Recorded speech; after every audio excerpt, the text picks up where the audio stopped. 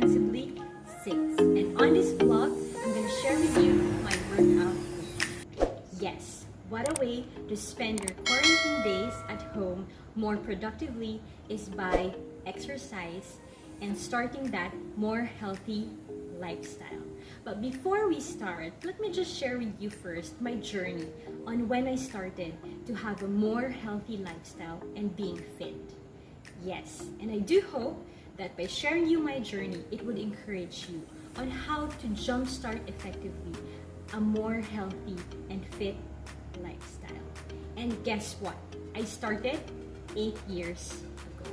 And syempre, hindi naman yun constant na parati akong fit at 8 years na ako nag-exercise. Of course, there are days na tinamad ka, there are days that ayaw mong gumalaw, ayaw mong mag-exercise, you just want to eat everything that you want. But of course, with what I started 8 years ago, that has given me a good knowledge on how I can get back on track. So why am I sharing this? So that you have a good jump start if you really want to start having that healthy lifestyle. So how did I start it? Honestly, before, gusto ko na talaga mag-exercise. But I don't believe at first in seeking an advice from an expert. Sabi ko, may YouTube naman o kaya may mga apps naman available sa cellphone. I can just watch it and I can just do it. That's it. Plug and play. But I was wrong. Iba pala talaga if you seek an advice from an expert. So first and foremost, if you really wanted to jumpstart your physical health and to have a more healthy lifestyle, you really have to seek an advice from an expert because that person has studied years not only in school but also through experience, and they're gonna guide you accordingly on how you can effectively start your fitness journey. So when did I start it? My friend invited me to try this gym, and the name of the gym at the time was Fitness First, and they have this program that will guide you before you start your fitness journey. So ano nangyari nun? It is first 3 days. The first day is about assessment. They're gonna assess first different aspects on your health and on your lifestyle. So the first thing they're gonna let you do is, of course, they're gonna let you fill out a form and you're gonna answer different questions about food, about your height, about your weight, and they're gonna talk to you about your purpose, why you have decided to try their program. So tatanungin ka nila, so what are your goals? Why do you decide to be more physically active or try this workout? And then after they ask you about that, they're gonna weigh you. Of course, the weighing scale that they have is more advanced. Hindi siya katulad ng mga bathroom scale na meron tayo sa house. The good thing about the weighing scale is it's a body scanner. So the name of the brand at the time, I remembered, it's Tanita. So the good thing about this body scanner is hindi ka lang niya wini-weigh sa fat mo. Wini-weigh niya yung different aspects ng body mo. Ilan ba yung fat percentage mo, ilan ang iyong muscle, and ano yung bigat ng bone mo. And of course, for some, kung meron ka bang tinatawag na water retention. So all those things are put into place so you have an overview of your overall body. Kung ano yung parang overall structure ng body mo sa loob. And afterwards, they're gonna compute your body mass index. So what is body mass index? It is your weight in kilograms divided by your height meters squared. So basically, ang minimeasure dito is kung yung weight na meron ka ba is appropriate for the height that you have. And through that, you get to know if you're underweight, if you're normal, if you're overweight, or if you're obese. But of course, this is just one aspect or parameter of having an overview of your overall weight and health status. Hindi pwedeng siya lang in your body. So, hindi ibig sabihin na ito yung measurement mo sa BMI, yun na yun. Kasi maraming aspect ang dapat i-consider. And that's a good thing about seeking an advice from an expert because they get to explain to you the different aspect of your overall weight and health status. And of course, after doing that, they're gonna assess you physically. So that is interesting because the physical assessment is gonna assess you in a whole new level or aspect. On that, they're gonna let you do activities. They have this set of activities that you need to do. And when you do it, they're gonna assess you on your strength. Gaano mo kayang buhatin ng isang dumbbell? Ilan ng starter na pounds na kaya mo? Endurance. Gaano katagal mo kayang gawin? For example, if they tell you that you do jumping jacks, you're gonna time it. And that's endurance. And at the same time, your flexibility. Why? So that with your purpose and goal and the weight that you have, they can create a program that is suited. Depende sa purpose mo, depende sa kaya mong gawin, depende sa endurance mo, at depende sa weight na gusto mong i-achieve. And of course, dun sa purpose, syempre tayo, iba-iba tayo ng purpose kung ba't tayo nag-exercise. Some, of course, majority of the reason is to lose weight.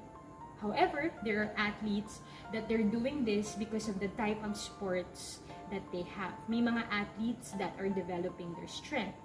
May mga athletes that are developing their endurance and flexibility. And considering all those aspects, gagawa sila ng program that would tailor fit your purpose, your lifestyle, and your goal. So after doing that, on the first day, on the second day, the trainer will give me a set of exercise that I can start with at magpo-progress yun moving forward. So that is the start of my journey. After that, I get to also learn about diet. Yes, let me share with you. If you really want to achieve that more healthy body and fit lifestyle, diet plays a big picture. Dun sa mga gusto mag-lose ng weight, you cannot lose weight or achieve that more fit and healthy body just by exercise. Because as a matter of fact, achieving that kind of body, 70% diet, 30% physical activity, and a part of it is managing your stress. Yes, diet plays a big role on your overall health status. I'm not a person to recommend that this diet is effective than this diet. Again, if your purpose, your lifestyle takes into place. Kumbaga, itong diet ba na to is appropriate dun sa lifestyle mo, sa goal mo, and sa purpose mo.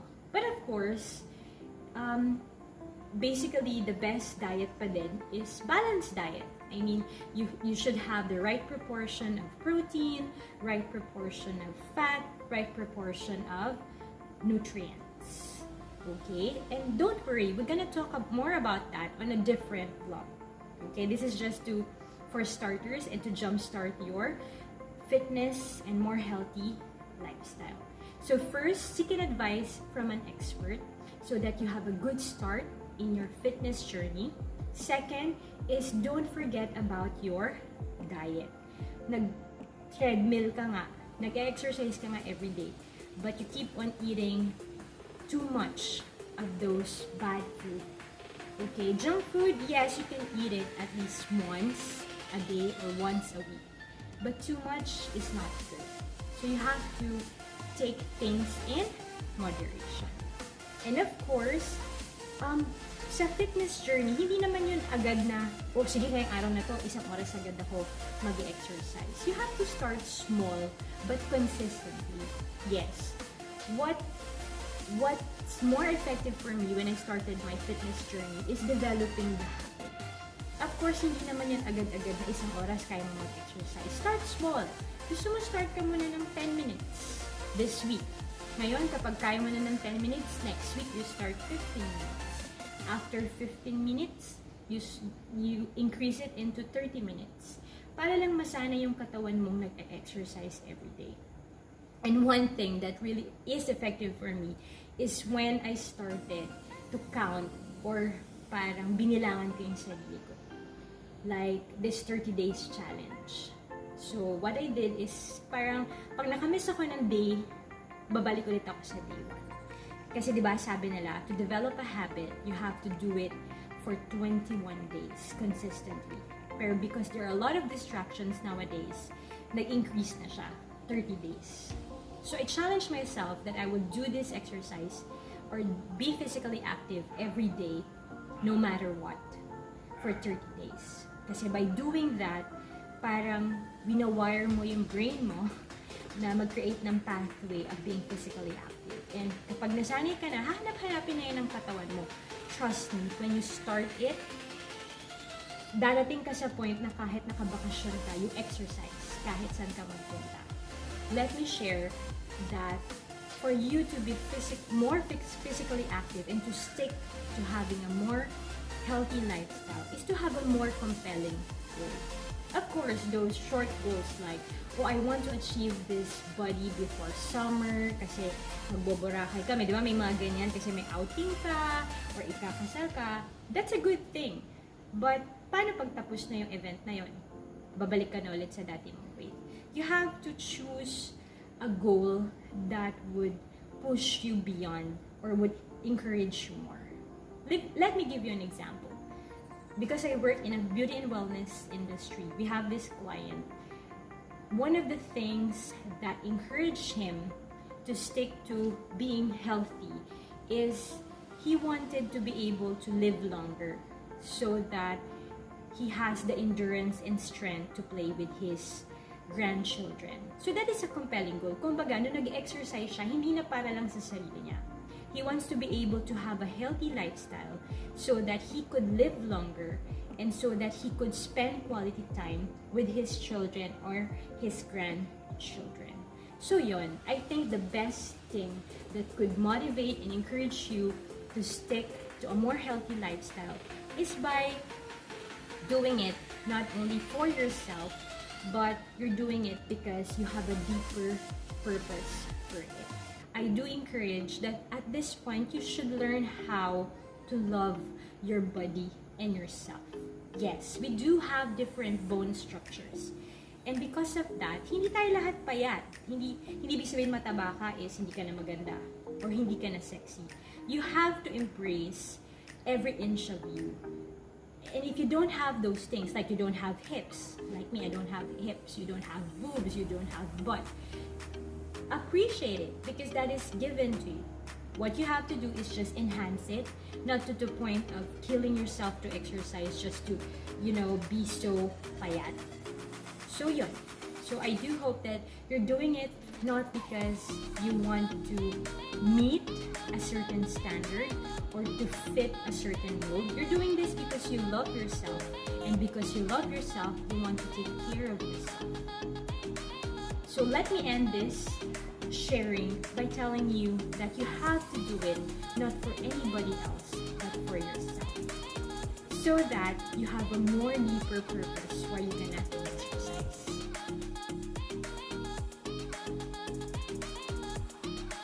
So yan, may workout na tayo. Ayos na ako, naka-peace na ako, naka-ready na yung mga dapat kong gamitin. But before that, let me just share with you the websites that I use. And of course, isusulat ko din naman siya doon sa aking link down below. The website that I use for my workout routines is of course Pop Sugar. They have this YouTube channel and they also have this website. Tabata. Tabata is a Korean YouTube channel that you can also check out. But don't jump into doing that exercise if you haven't tried any physical activity. Kasi that requires a high-intensive exercise. And another is from Chris Heria, calisthenics. And of course, some advice from a few friends that are fitness experts. So today, I'll be following the exercise in Pop Sugar. It's Nike HIIT workout. So what is HIIT? HIIT stands for High Intensity Interval Training. So it's more intense than cardio. Cardio, it's more of you're doing this type of exercises so that you lose weight. Kasi cardio siya, it pumps your heart and it stimulates your body. Para kapag nagpapump siya ng blood, nagsisirculate yung oxygen sa body natin. And then because of that, nagkakaroon ng metabolism. Don't worry, we'll talk more about that on a different talk. But just to give you an overview, HIIT or High Intensity Interval Training intends to maximize your VO2 max. So what is VO2 max? So basically VO2 max is volume oxygen maximum.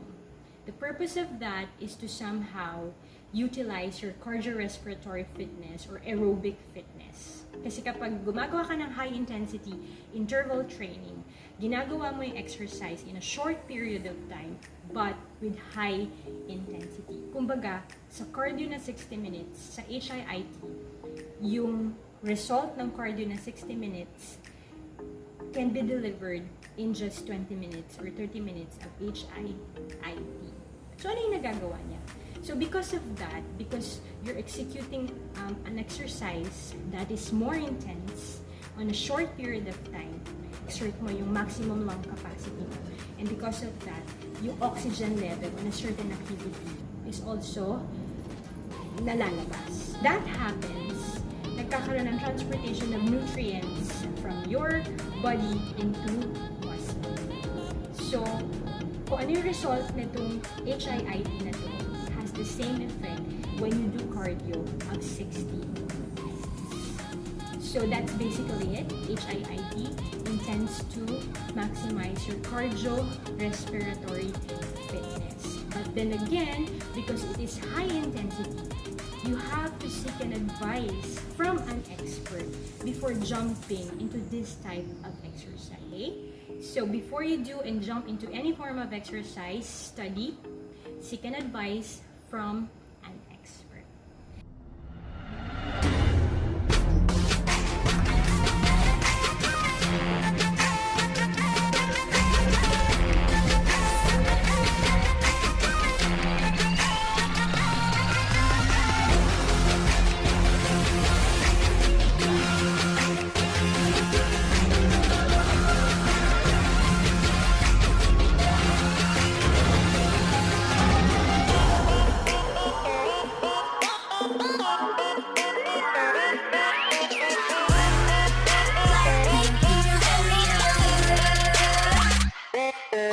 이제 달려야지 뭘 어떡해 난 철없어 겁없어 man Middle finger up F you pay me 90s baby I pump up the jam 달려봐 오빠야 램보 오늘은 너와 나 젊으면 gamble 감이나 막지마 혹시나 누가 날 막아도 I'ma go brrr Rambo bang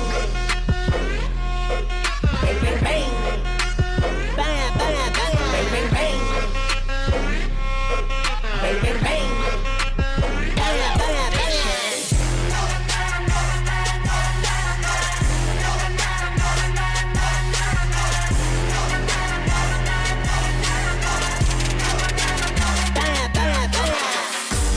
Ladies and gentlemen 준비가 됐다면 부를게 yeah. 다 녀석들만의 단계 너희 하나 둘셋 How you like that? You gon' like that Da-da-da-da-da-da-da How you like that? Look at you, now look at me Look at you, now look at me Look at you, now look at me How you like that? Your girl need it all and that's 100 100개 중에 100 내 몫을 원해 Come on, get some 나 같지만 어쩔 순 없잖아 What's up? Da-da-da-da-da-da-da How you like that? How you like that? Da-da-da-da-da-da-da Now, look at you, now look at me Look at you, now look at me 보란듯이 무너졌어 바닥을 뚫고 저 지하까지 엊그처럼 잡겠다고 저 높이 중에 100 내 몫을 원해 Come on, get some 나 같지만 어쩔 순 없잖아 What's up? I'm right back 방금 sweater cock back Plain Jane get hijacked Don't like me then tell me how you like that Like that 더 캄캄한 이곳에 shine like the stars 그 밑 the sky 네 두 눈을 보며 kiss you bye 실컷 비웃어라 꼴좋으니까 이젠 너희 하나 둘셋 How you like that? You gon' like that? Da-da-da-da-da-da-da How you like it, love it, like it, do it like la la la Oh yeah Look so good, yeah, look so sweet Looking good enough to eat Cold is with the kiss, so he call me ice cream Catch me in the fridge, right where the ice be Look so good, yeah, look so sweet Baby You gon' like that, da-da-da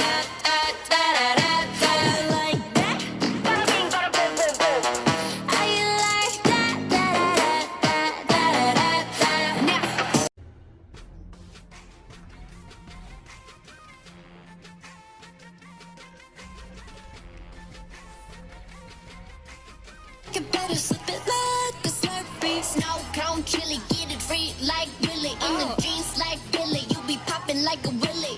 Even in the sun, you know I keep it icy. You could take a lick, but it's too cold to bite me. Yeah, yeah. Like it, love it, like it, do it like la la la. Oh yeah. Looks so good, yeah, looks so sweet. Looking good enough to eat.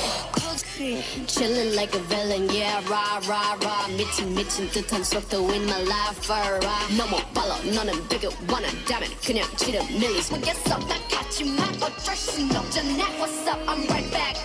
방금 sweater cock back.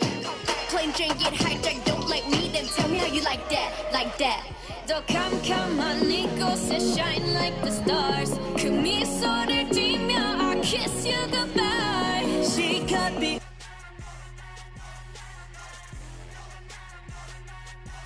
매번 미칠 듯한 high DM 뱉어야 하는 price. 이건 답이 없는 test. 매번 속더라도 yes. 딱한 감정에 누게 얼어 죽을 생. Yeah yeah yeah bomba yeah. Yeah yeah yeah bomba yeah yeah yeah yeah. Let's love before it kills you too. Kill this love, yeah, it's sad but true. Gotta kill this love, gotta kill, let's kill this love.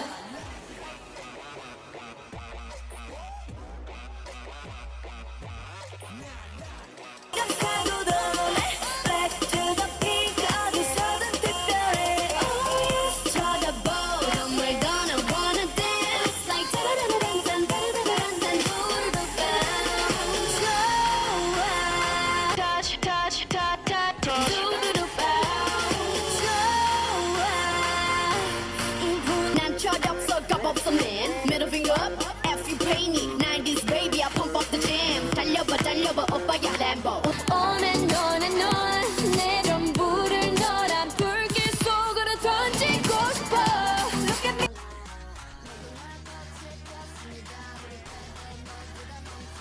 이런 날 멈추지 마. 사랑이 오늘 밤을 태.